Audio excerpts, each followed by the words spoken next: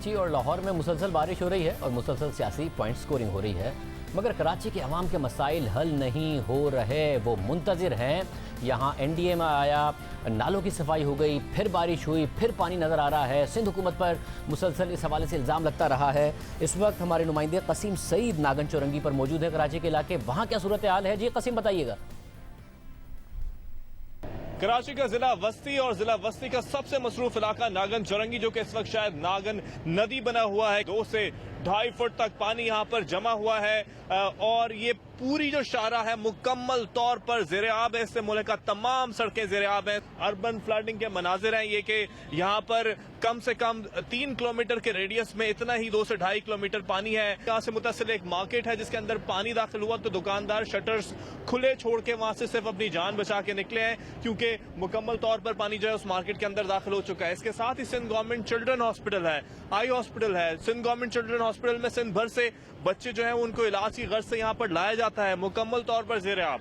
यहाँ पर इस पानी के अंदर, बरसाती पानी के अंदर सीवरेज का पानी भी जो है वो शामिल हो चुका है। एक मशीनरी मुझे यहाँ नजर आ रही है, शावल के जरिए एक जो चोकिंग पॉइंट है उसको क्लियर करने की कोशिश की जा रही है, लेकिन शाहजेब ये मनाजिर बारिश रुकने के 3 घंटे बाद के हैं और जिस वक्त यहाँ पर बारिश हो रही थी उस वक्त यहाँ पे बहुत तेज रेला बह रहा था जिसने ग्रीन लाइन प्रोजेक्ट को भी मुतासर किया है। बहुत शुक्रिया कसीम सईद, अपना बहुत ख्याल रखिए और हम उम्मीद करते हैं आप महफूज रहें, लोग महफूज रहें।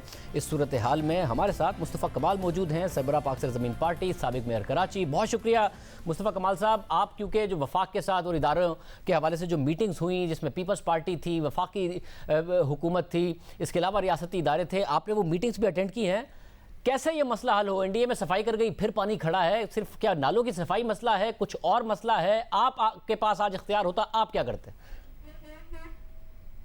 देखिए, मैं 1 2 3 करके आपको डायरेक्ट, इसलिए कि इतनी गुफ्तगू हो चुकी है तो उसकी डिटेल में ही जाते हैं। नंबर 1, 18वीं तरमीम के बाद जो इख्तियारात और वसाइल सूबों को दिए गए हैं उससे सूबा बाइख्तियार नहीं हुआ, खुद मुख्तार नहीं हुआ, उससे एक वज़ीर आला बाइख्तियार हो गया, बल्कि डिक्टेटर ही बन गया। उसने वो इख्तियारात और वसाइल अपने पास रख लिए 18वीं तरमीम के अपने ऑफिस में और नीचे उसको ट्रिकल डाउन नहीं किया। तो नंबर 1, उसको वो ट्रिकल डाउन करे। सूबाई खुद मुख्तारी का मतलब है कि सूबे के शहर खुद मुख्तार हों, सूबे के डिस्ट्रिक्ट खुद मुख्तार हों, सूबे की यूनियन काउंसिल खुद मुख्तार हों, उसके गाँव खुद मुख्तार हों, उसके लोग खुद मुख्तार हों। नंबर 1, NFC अवार्ड में जो पैसे मिलते हैं वो वज़ीर आला वज़ीर आला के पास पैसे आ रहे हैं, वो नीचे उसकी मर्ज़ी है, वो डिस्ट्रिक्ट को दे, वो डिस्ट्रिक्ट को ना दे। इस तरह तो वज़ीर आज़म भी कहेंगे कि भाई कल NFC अवार्ड भी मेरी मर्ज़ी है, मैं किसी को सूबे को दूँ या ना दूँ, तो नहीं चलेगी बात। तो PFC अवार्ड देने की ज़रूरत है, प्रोविंशियल फाइनेंस कमीशन का अवार्ड दे। तीसरी बात ये कि कराची के जो 6 डिस्ट्रिक्ट बना दिए गए थे और अब ये 7वां बना दिया गया। देखिए, कराची 18 डिसेंट्रलाइज्ड टाउन्स थे, उस 18 कराची बहुत बड़ा है, आप उसको सेंट्रलाइज करके 6 डिस्ट्रिक्ट करके 7 डिस्ट्रिक्ट करके आपने ऊपर से भी इख्तियारात ले लिया 18वीं तरमीम के बाद, और डिस्ट्रिक्ट गवर्नमेंट के पास जो इख्तियारात थे वो आपने 6 टुकड़ों में बांट दिया और अब 7वें टुकड़े में बांट दिया। इसको आपको एक डिस्ट्रिक्ट और 18 टाउन्स करने पड़ेंगे। और अब ये तो स्ट्रेटेजिक बात है।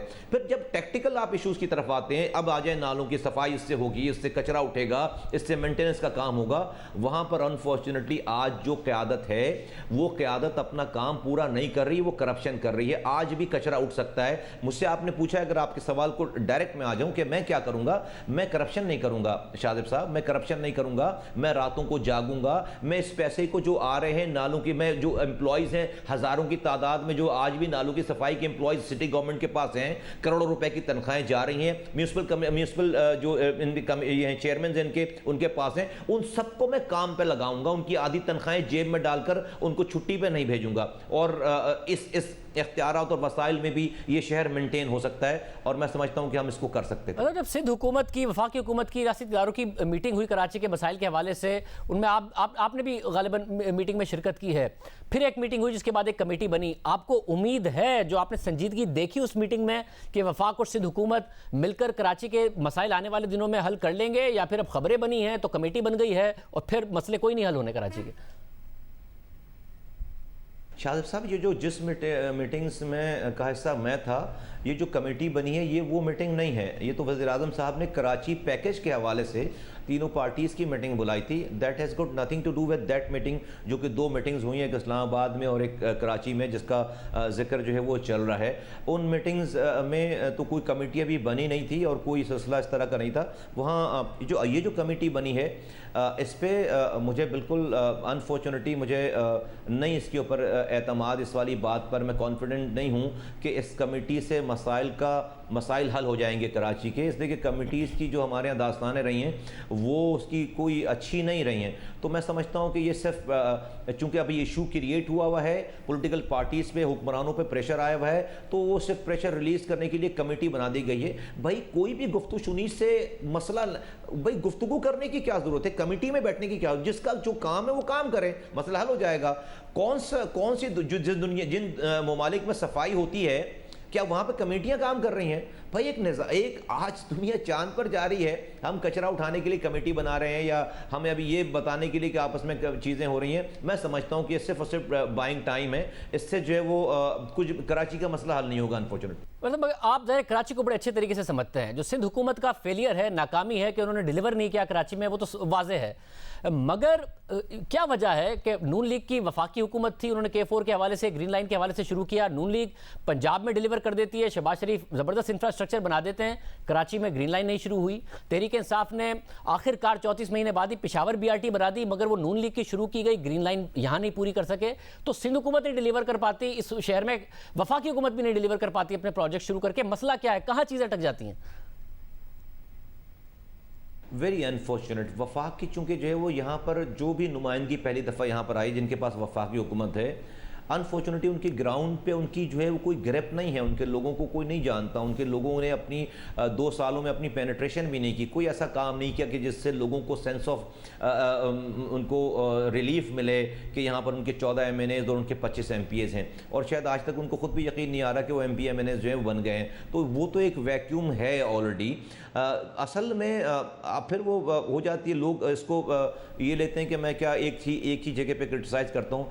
बेसिक इशू में आज भी समझता हूँ कि शहर के जो चौकीदार थे उन्होंने अपनी इसकी चौकीदारी ठीक नहीं की, और वो चौकीदारी MQM के पास थी पिछले 32 सालों से, और आज भी मेयर और तमाम लोग देखिए, अगर ये मेयर 4 सालों से अपने पास उसके जो पैसे थे, अगर वो सही से उसको इस्तेमाल करते और करप्शन नहीं करते, और फिर उसके बाद रोड पर निकलते और एहतजाज करते और अपने तमाम काउंसलर्स को लेकर कराची की रोड पर, किसी रोड पर खड़े होते, वज़ीर आला के घर के आगे जाकर खड़े होते और इसको इशू बनाते कि भाई मैं अपने हिस्से का तो काम कर रहा हूँ, लेकिन मेरे साथ ये चीज़ें, ऐसा कैसे हो सकता है कि आप मुझे शहर के वाटर एंड सीवरेज मुझे ना दो, ऐसा कैसे हो सकता है कि आप शहर का मास्टर प्लान मुझे ना दो, आपने क्यों सॉलिड वेस्ट मैनेजमेंट बोर्ड बना रखा है। ये अगर वो बात करते तो पूरा कराची उनके साथ खड़ा होता।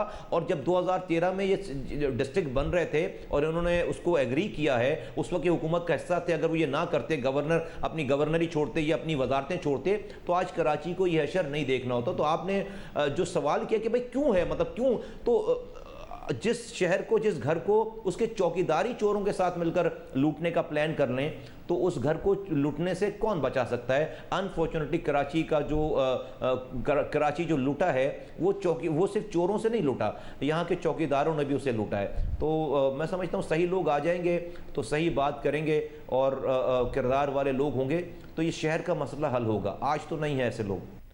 बहुत शुक्रिया मुस्तफ़ा कमाल साहब हमारे साथ मौजूद थे।